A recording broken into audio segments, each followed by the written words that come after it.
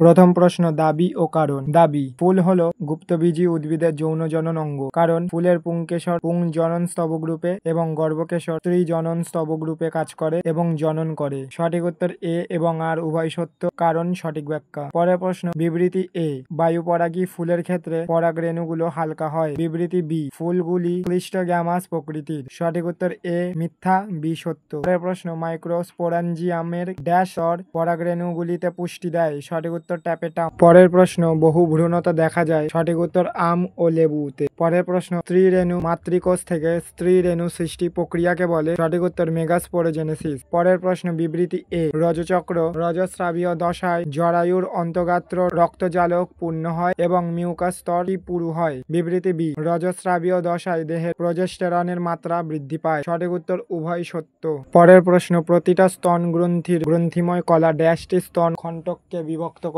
সঠিক উত্তর 15 থেকে 20টি স্তন খণ্ডক। পরের প্রশ্ন, শুক্রাণুর সম্মুখ ভাগে অবস্থিত উৎসেচক পূর্ণ থলিটি হল। সঠিক উত্তর অ্যাক্রোমোজ।